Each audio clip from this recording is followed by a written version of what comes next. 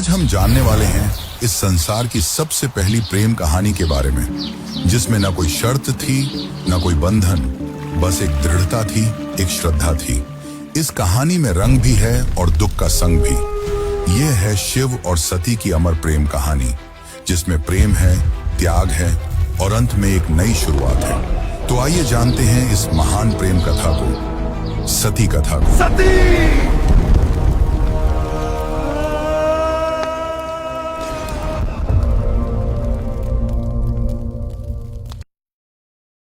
सृष्टि के आरंभिक काल की बात है, जब ब्रह्मा ने अपने मानस पुत्रों को रचा। उन्हीं में से एक थे दक्ष प्रजापति, अत्यंत बुद्धिमान परंतु उतने ही अहंकारी। दक्ष को अपनी योग्यता, अपनी शक्ति और अपने सृष्टिकर्ता के कुल से उत्पन्न होने का बड़ा अभिमान था। उसने वर्षों की तपस्या की और देवताओं से वरदान पाए संतान की प्राप्ति के लिए। उसकी यह तपस्या रंग लाई और उसे एक अत्यंत दिव्य कन्या की प्राप्ति हुई, वही जिसे हम आज देवी सती के नाम से जानते हैं। सती का जन्म किसी साधारण कन्या की भांति नहीं हुआ था। उनका स्वरूप स्वयं शक्ति का अंश था।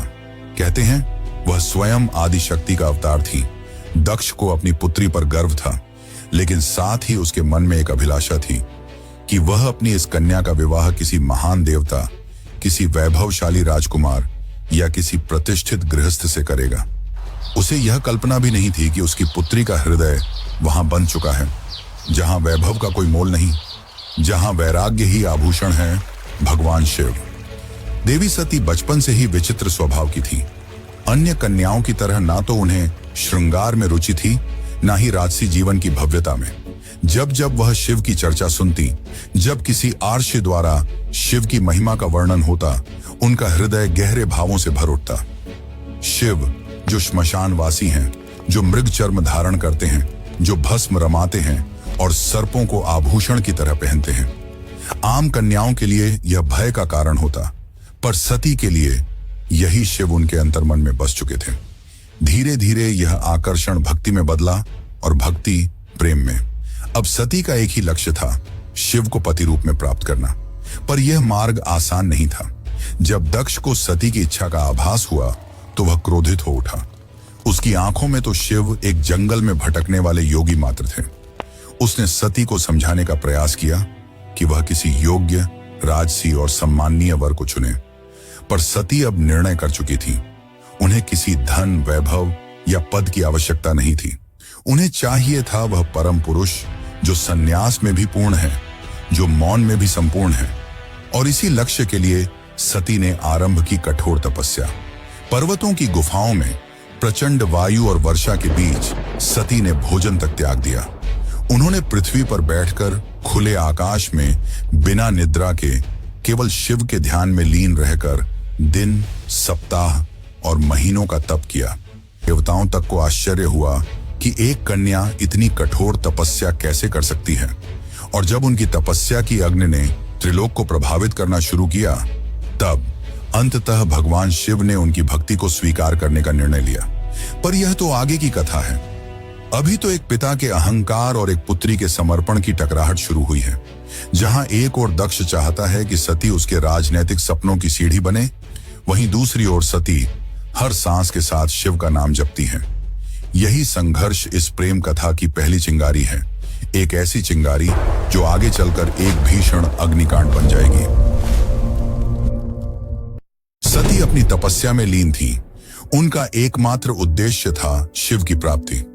अनंतः उनकी भक्ति से प्रसन्न होकर शिव प्रकट हुए। शिव मुस्कुराए और एक क्षण में वह उस तपस्विनी के समक्ष प्रकट हो गए।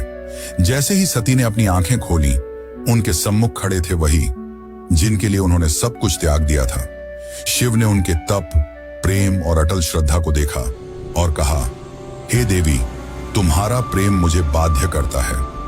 आज मैं तुम्हें अर्धांगिनी के रूप में स्वीकार करता हूं। इस वचन के साथ पूरे ब्रह्मांड में आनंद की लहर दौड़ गई। देवताओं ने पुष्प वर्षा की और फिर आया वह शुभ दिन जिसका साक्षी स्वयं ब्रह्मा, विष्णु और सारे लोक हुए। शिव और सती का दिव्य विवाह। शिव बारात लेकर स्वयं कैलाश से निकले, पर यह कोई साधारण बारात नहीं थी। इसमें भूत, प्रेत, पिशाच, नाग, सिद्ध, योगी, अर्षि, देवता सब सम्मिलित थे। शिव की सवारी नंदी थी, शरीर पर भस्म, जटा से गंगा, गले में नाग। यह स्वरूप देख सभी स्त्रियां भयभीत हो उठी, पर सती के चेहरे पर गर्व था। उन्हें अपने शिव पर गर्व था। वैभव नहीं, सत्य का स्वरूप थे वह। विवाह का आयोजन राजसी नहीं था, पर दिव्यता से भरा हुआ था। स्वयं ब्रह्मा ने मंत्रोच्चारण किया, विष्णु ने कन्यादान किया और समस्त लोगों ने इस मिलन का स्वागत किया। यह केवल दो आत्माओं का नहीं, सृष्टि के दो मूल तत्वों शिव और शक्ति का मिलन था। लेकिन इस भव्य विवाह में एक स्थान रिक्त रहा। सती के पिता दक्ष प्रजापति, वह नहीं आए, ना ही कोई संदेश भेजा, ना ही कोई आशीर्वाद, क्योंकि उनके लिए यह विवाह एक अपमान था, एक चुनौती उनके अभिमान को। उनके अनुसार यह मिलन योग्य नहीं था, और यहीं से प्रारंभ हुआ उस अग्निकथा का बीज जो आगे चलकर पूरे यज्ञ को जला देगा। समय धीरे धीरे बीतता है। कैलाश पर्वत पर प्रकृति की गोद में शिव और सती अपना वैवाहिक जीवन शांतिपूर्वक और आनंद से व्यतीत कर रहे हैं। कैलाश की गुफाएं, मंदाकिनी की कलकल धारा और बर्फीली हवाएं सब साक्षी थीं उस दिव्य प्रेम की जो समय और शब्दों से परे था। लेकिन इसी बीच एक और स्थान पर कुछ और ही चल रहा था, राजा दक्ष के मन में। सती के शिव से विवाह को वह अभी तक स्वीकार नहीं कर पाया था। हर बार जब कोई शिव की महिमा का गुणगान करता, दक्ष की भौहें तन जाती। उसे लगता कि शिव ने उसकी पुत्री को अपनी योग्यता से नहीं, किसी छल से प्राप्त किया है। वह अपनी सत्ता, अपना रुतबा, अपनी श्रेष्ठता सिद्ध करना चाहता था, और उसी घमंड ने उसे एक विशाल यज्ञ के आयोजन की प्रेरणा दी। दक्ष ने यज्ञ का आयोजन बड़ी धूमधाम से किया। ऐसा यज्ञ जिसमें समस्त देवताओं, ऋषियों, सिद्धों और लोकपालों को निमंत्रण भेजा गया। ब्रह्मा से लेकर इंद्र तक हर कोई आमंत्रित था, परंतु एक नाम उसमें अनुपस्थित था, महादेव शिव का। यह कोई भूल नहीं थी, यह था दक्ष का जानबूझकर किया गया निर्णय। उसने शिव को निमंत्रण नहीं भेजा क्योंकि उसका अहंकार उसे यह स्वीकार नहीं करने देता था कि उसकी पुत्री ने उस योगी से विवाह कर लिया, जो ना कोई राज्य रखता है, ना कोई वस्त्र, और जो श्मशान का वासी है। दक्ष को लगता था कि शिव को यज्ञ में आमंत्रित करना उसके सम्मान के विरुद्ध होगा। जब यज्ञ की तैयारियां चल रही थीं, उसी समय सती ने इस आयोजन की बात सुनी। किसी ने उनसे कहा, माता, आपके पिता दक्ष ने एक महान यज्ञ का आयोजन किया है, जिसमें सारे देव, ऋषि और ज्ञानी आमंत्रित हैं। वह तो आज पूरे ब्रह्मांड का ध्यान खींच रहा है। यह सुनकर सती का हृदय कांप उठा। उन्हें विश्वास नहीं हुआ कि उनके पिता इतना बड़ा आयोजन कर रहे हैं और उन्हें कोई सूचना नहीं मिली। कुछ समय तक वे चुप रहीं, शायद आशा में कि कोई दूत आएगा, कोई संदेश मिलेगा। लेकिन जब स्पष्ट हो गया कि शिव और उन्हें जानबूझकर न बुलाया गया है, तब उनके भीतर कुछ टूट सा गया। एक ओर पुत्री का धर्म उन्हें पिता के यज्ञ में खींच रहा था, तो दूसरी ओर पत्नी का धर्म उन्हें शिव की मर्यादा का ध्यान रखने को कह रहा था। अंततः सती ने शिव से निवेदन किया, स्वामी, मैं उस यज्ञ में जाना चाहती हूं। शायद यह कोई भूल हो और मेरा जाना उस विघटन को रोक सके। शिव ने सती की ओर गहरी दृष्टि से देखा। वह जानते थे कि यह आमंत्रण विहीन आयोजन एक साधारण यज्ञ नहीं है। उन्होंने शांत स्वर में सती से कहा, हे प्रिय, जहां सम्मान न हो वहां स्वाभिमान को ले जाना व्यर्थ है, और मैं नहीं चाहता कि तुम उस यज्ञ में जाओ जो केवल क्रोध और घमंड से जल रही है। परंतु सती व्याकुल थी। उनके भीतर एक द्वंद्व चल रहा था, पिता और पति के बीच। उन्होंने पुनः प्रार्थना की, प्रभु, मैं केवल एक पुत्री के रूप में वहां जाना चाहती हूं। मैं पिता से बात करूंगी, शायद वह बदल जाए, शायद उनके मन का विष उतर जाए।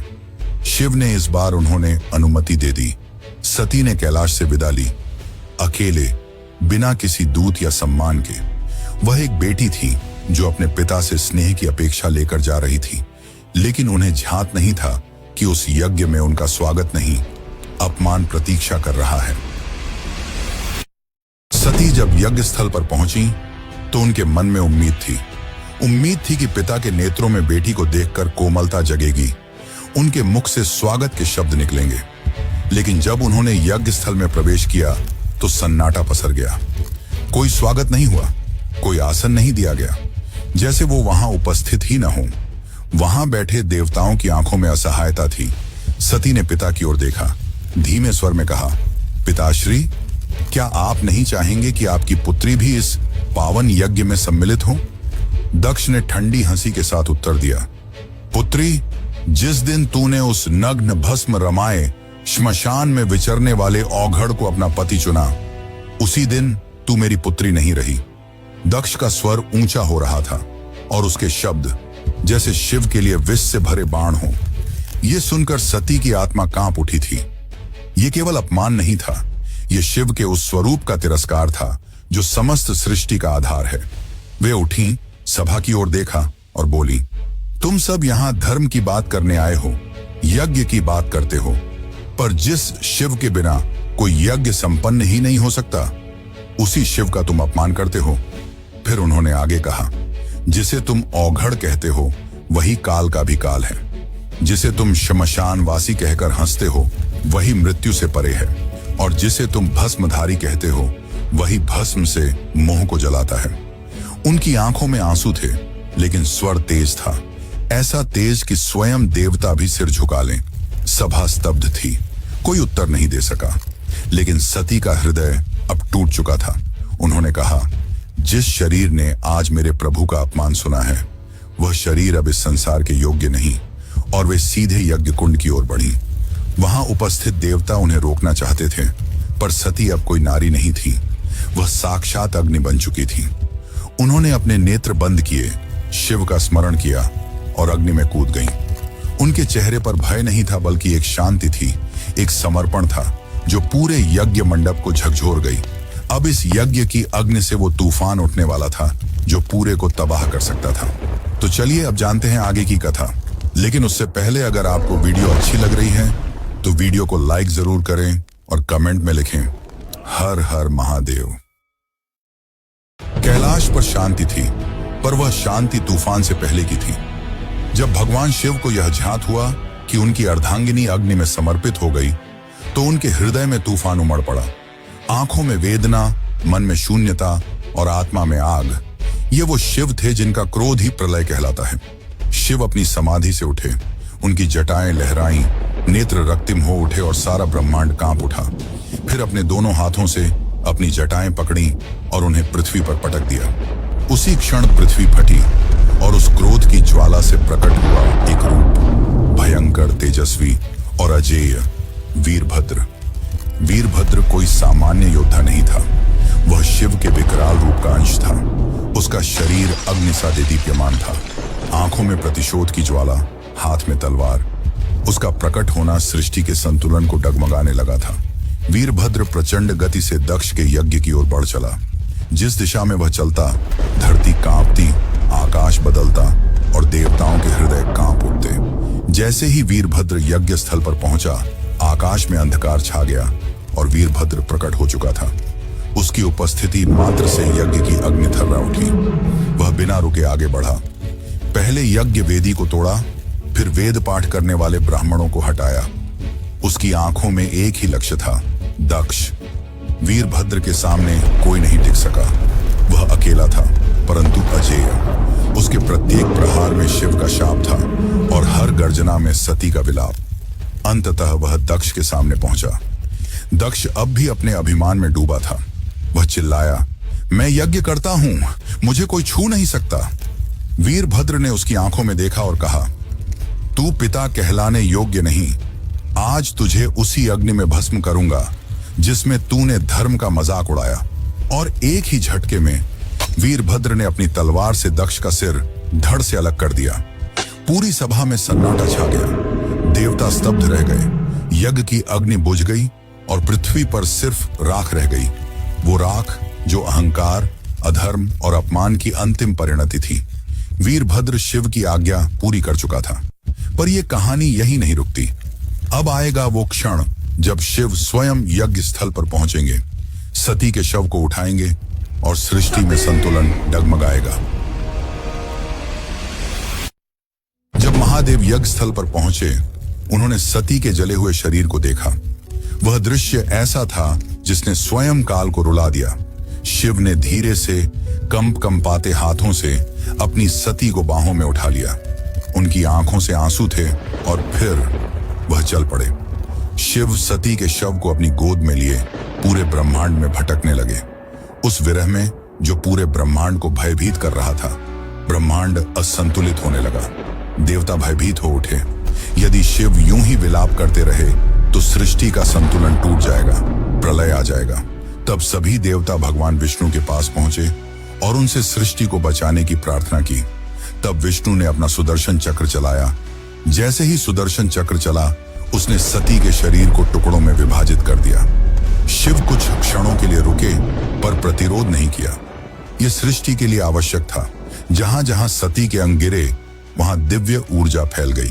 पृथ्वी के वे स्थान शक्ति से भर उठे और वहीं बने शक्तिपीठ। ये कोई सामान्य स्थल नहीं थे।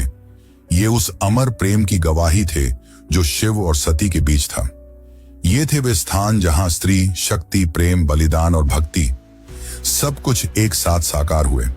कुछ स्थानों पर सती की आंखें गिरीं, कहीं उनका हृदय, कहीं उनके केश, तो कहीं उनके चरण, और हर स्थान एक केंद्र बन गया मां शक्ति का, जो हर रूप में पूजनीय हुई। कभी दुर्गा, कभी भैरवी, कभी भवानी। यही वे स्थान हैं जिन्हें आज हम कामाख्या, वैष्णो, ज्वाला, हिंगलाज और तारापीठ जैसे नामों से जानते हैं।